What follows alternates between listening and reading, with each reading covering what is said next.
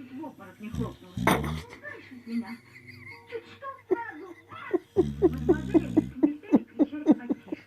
Из-за того, что она работает в декабре. Ну что значит ребенок набегался? Может быть, нам сходить